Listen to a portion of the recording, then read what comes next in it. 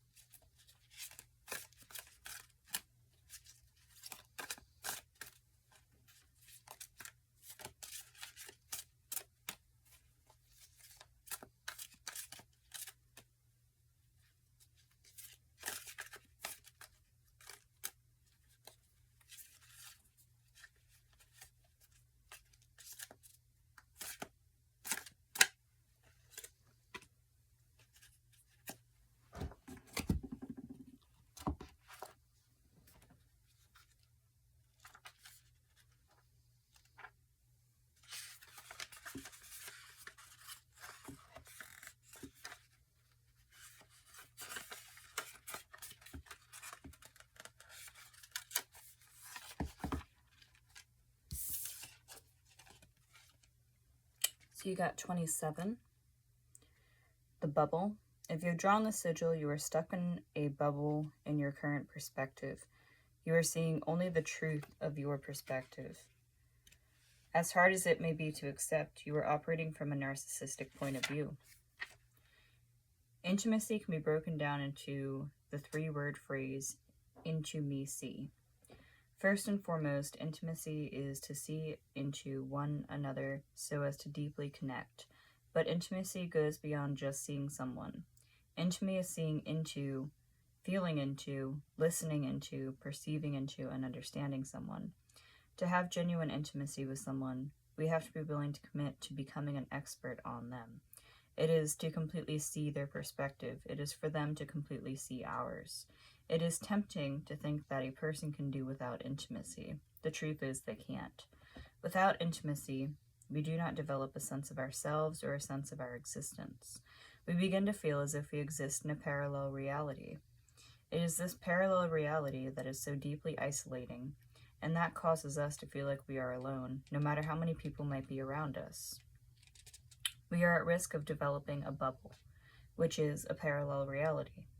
Anytime we do not experience people seeing us, feeling us, hearing us, or understanding us, we also risk developing a bubble anytime we refuse to see, feel, hear, or understand other people. It is in the developing of genuine connection that we can tear down the separation between these realities so that these realities can merge. One reality must begin to account for the other, and vice versa. Denial is like a veil that serves to divide the two realities. It is within our capacity to accommodate polarities that our consciousness will find true progression. If you have drawn the sigil in this circumstance, you will not be able to find any improvement until you expand wide enough to be able to accommodate other people's perspectives and realities. This means expanding wide enough to accommodate extremes and contradictions, but doing so is what enables us to see these contradictions and polarities as complementary. In the moment that we acknowledge a contradictory truth or state of being and expand wide enough to be able to hold both, we have disidentified with both extremes.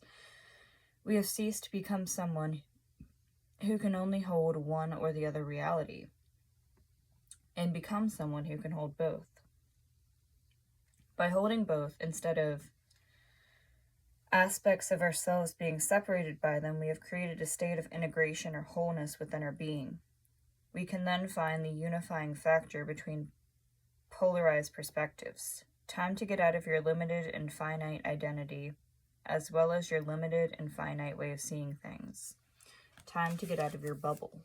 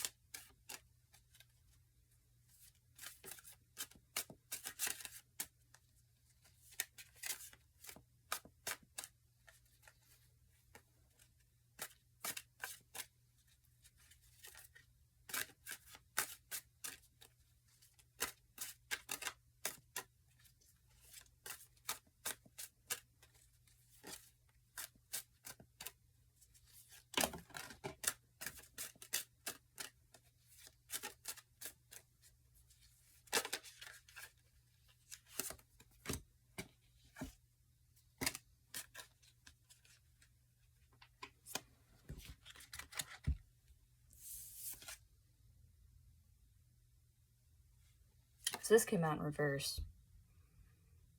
This is Ace of Feathers, mental clarity and foundation. So you're building the foundation to be able to support both realities here. By supporting both realities, you're going to gain security and control. That's where we're headed by busting this bubble here.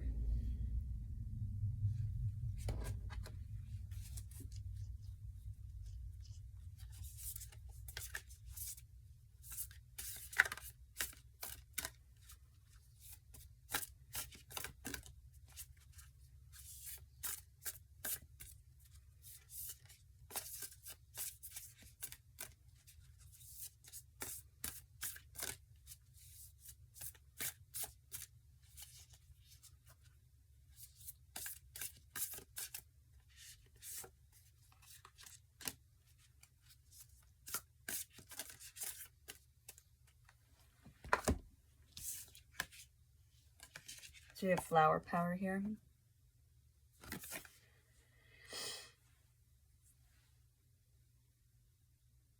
It's important to experiment with different techniques when it comes to the development and unfoldment of your spiritual abilities. Flower clairsentience is another form of psychometry, the practice of using items infused with someone's energy. But in this case, you're holding one of nature's beautiful living creations instead of a physical object. Flowers are very sensitive and can easily absorb the energy of the person who has been holding them, enable you to feel the energy that is passed between two living things. You can do a reading by holding a flower. Flowers are capable of holding energy.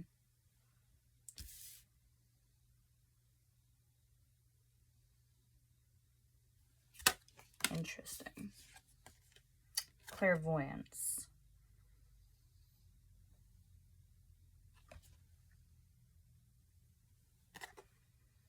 The inner sense of seeing. It's when you receive images, pictures, symbols, words, and colors. It's not about seeing in the physical sense with your eyes. It's about using your inner eye, better known as third eye.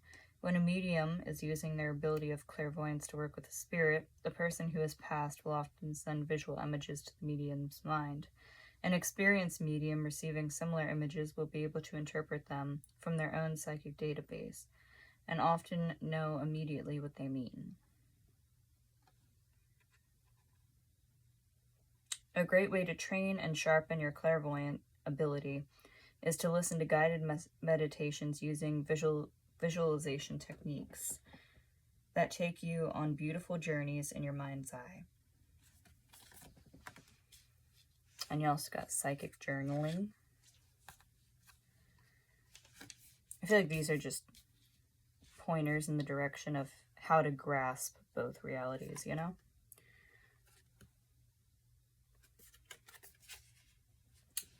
Psychic information, as well as inspirational wisdom and guidance from spirit, can show up anytime or anywhere.